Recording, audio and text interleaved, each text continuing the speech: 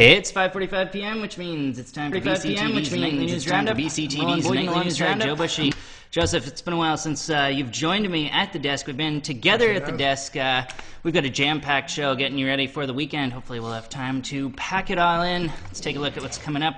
And some of the fancy graphics here. Of course, the co-op employees voted to unionize. Speaking of unions, union workers at the retreat saw some big layoffs this week, and the Pee Wee Super Bowl team is back in action. All that and more. The goal to do it in 15 minutes or less, much less at this point. So stick with us right here on 545 Live.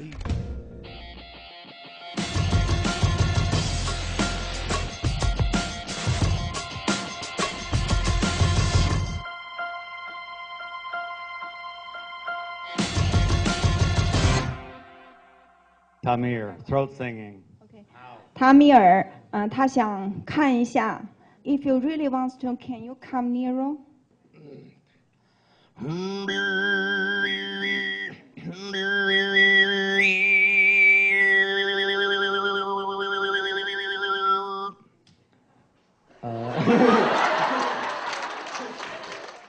All right, welcome back to this November 16th, 2012 edition of 545 Live. Footage of a Mongolian night of music and dance put on by the Leland and Gray's Journey East program at Leland and Gray. Now that show's all this week on BCTV Channel 8, a stunning performance. That was in a Q&A after the performance where vocalists demonstrated just how they ripple those vocal cords there so students could see.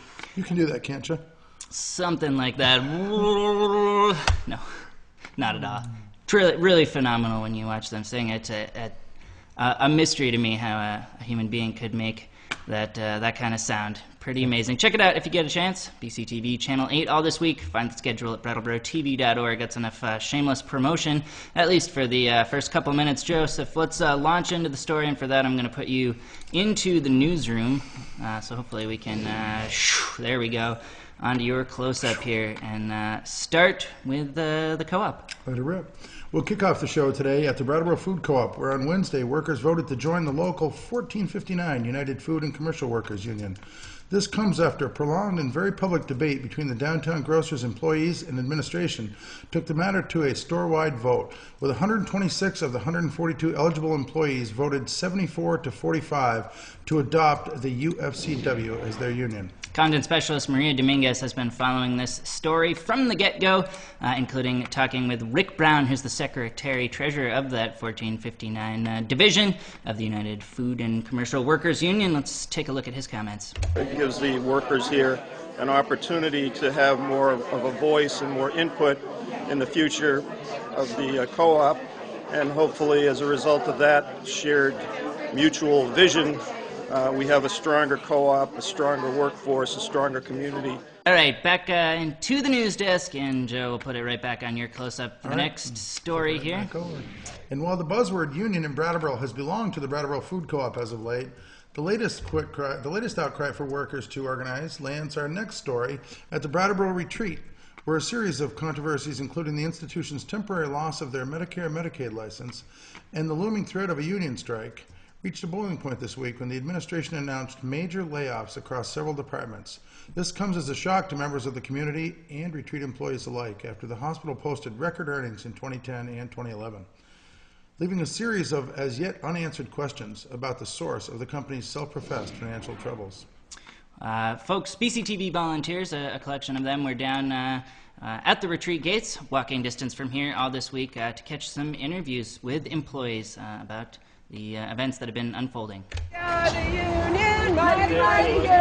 Employees here have seen 2010, 2011 boom years at the retreat. The retreat has, as a matter of fact, made millions of dollars in 2010, 2011.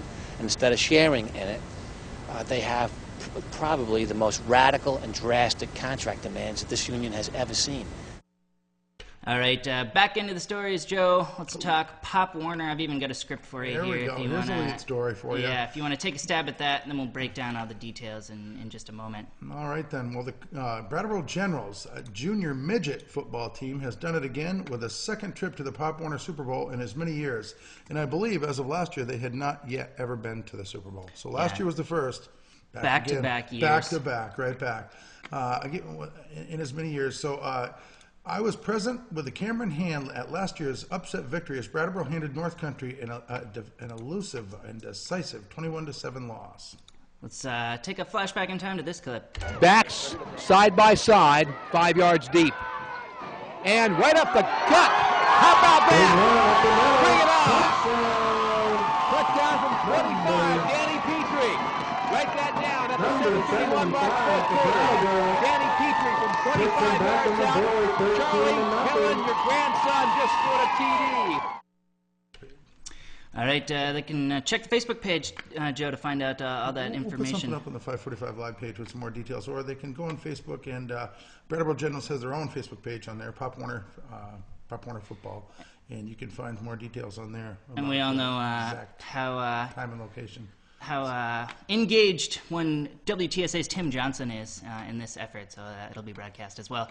All right. Tim and I will be there both. Tim will be doing the play-by-play, and I will be filming as we did last year. And so I look forward to seeing that on BCTV. For what could be the launch of a dynasty, very mid-90s Patriots here as they go back-to-back years. We'll have to see how it all unfolds. All right, let's see what we've got next here, Joe. Maybe I'll get you to roll through that clip. Yeah. Well, let's go back to you for this one. All right, I'll take it. All right, let me see. Next, well, after 22 arrests and without being taken to court, the 6 women of the Shut It Down Affinity Group, ages 64 to 92, will finally have to face a jury after a demonstration that included padlocking the gate to Entergy Nuclear Vermont Yankees Vernon-based plant. That demonstration, now more than a year ago, landed the ladies in the Brattleboro Police Department dispatch office of this very building for processing, where content specialist Maria Dominguez caught up with them. She's been busy. Let's take a look at the footage. What we have to think of is future generations.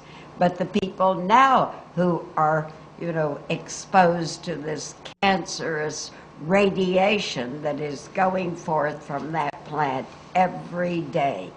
Let's continue talking about the skate park a little bit. 3 input design meetings where Mike McIntyre, who is the designer hired to put together this skate park plan, took a lot of input and managed to somehow field all of this input in a sea of controversy and put together a really remarkable design. This guy is a great guy. He is so multifaceted. He blends with the skaters and with the extreme corporate end of the world, and he really is putting us together a wonderful plan for a we've always tried about the best we can do for a skate park for Brattleboro, Vermont.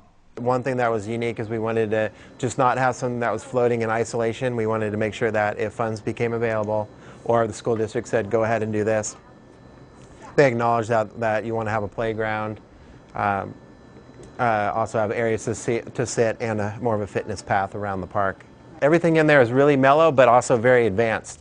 Next, VPR was in town on Wednesday to broadcast their program Vermont Edition live from the co-op. Content specialist Maria Dominguez was on the scene to capture host Jane Lindholm at the helm of the broadcast. We're here because we want to focus on this community, and what better way to do that than to be in it. We have a live audience. We're getting some surprise, maybe befuddled looks from some of the people here who may have thought they were just coming in to have a nice little lunch. Some of them will be participating in today's show and sharing their questions and perspectives on Brattleboro. Again, footage from content specialist Maria Dominguez, who was working tirelessly behind the scenes to gather all of this footage here and all of these stories. And once again, Joe, I will send it back to you, and for that we'll go back into the newsroom, and for that we'll use our sweet new animation and maybe even throw a little something up over the shoulder here. Take this one away. All right, next we've got a proposal that could have netted the town of Newfane a cool $275,000 using FEMA funds destined for the repair of the town's Hunter Brook Bridge to instead buy out the loan. Homeowner residing across the Irene-ravaged bridge has been struck down. At a special town meeting held at the Newfane Firehouse this month, residents of Newfane turned out in full force to make a decision Newfane Select Board member John Mack said he and the board couldn't have made himself. I couldn't in good conscience walk away from $275,000 to do things that we really needed done. But if the town feels that's more of a risk and would rather have it as part of taxation, as a part of our quote, normal process, I'm comfortable with that decision.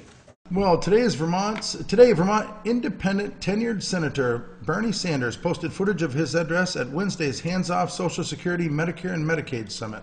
Deficit reduction is a serious issue, but it must be done in a way that is fair. We must not balance the budget on the backs of the elderly, the sick, the children, or the poor. All right, one more time, Joe, just because it's so fun. I'll put us back into the newsroom here, and you can take away another scripted story, right. And maybe even do it with an accompanying... Without screwing it up, yeah. That's not what I was going to say. I was going to say with an accompanying graphic over your shoulder to really set the deal. Ho, there we go. Well, this month, towns in the surrounding area received a letter from Rescue Inc. detailing an organizational restructuring that could have eliminated local representation for municipalities paying into Rescue's service area coverage. But at a private meeting held Monday, Rescue Inc.'s board of directors voted down the proposal, leaving the age-old notion of representation with taxation intact. At a regularly scheduled select board meeting prior to the vote, Townsend Board Chair Hetty Harris discussed the impact of the potential change. We need to be concerned about Rescue because they are in the middle of a big restructuring. We are hosting an outpost for them in Townsend. Back to you, Joe. Back to me. I love it. Next, well, this year's Super Tuesday elections returned longtime Windham County Senator Jeanette White to the political arena. Among the bills she'll take to the State House this winter, the much-maligned Death with Dignity bill, which would allow physicians to write terminally ill patients a lethal prescription, something advocates of legislation say is necessary to accelerate the inevitable in cases of extreme suffering. Yesterday, Windham District 4 rep and Death with Dignity supporter Mike Mrowicki hosted on his program, Montpelier Connection, Bill Schmidt, a Death with Dignity activist and longtime hospice volunteer who sought to debunk the myths of offering deceased patients an easy way out.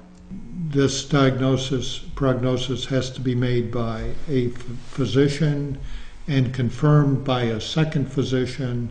The person has to be over 18, mentally competent, and it has to be his or her choice. All right, let's wrap up, Joe, here. Just check in with the weather. This is courtesy of BUHS TV, the high school's morning news advisory class, who puts on a live 15-minute broadcast and a series of announcements that show from 10:15 a.m. following the rebroadcast of this here 5:45 Live, all the way up until 11, with some announcements kind of geared toward parents and students, but information that folks from around the community can enjoy as well, including their weather. There seems to be a low pressure system starting around Delaware, and it's moving its way up the Jersey coast. It will maybe come by Vermont on around Tuesday, so just maybe have an umbrella or a raincoat in your car so you don't get wet. Back to the desk. Thank you. And in this case, it's back to our desk. And in this case, Joe, it's full lid.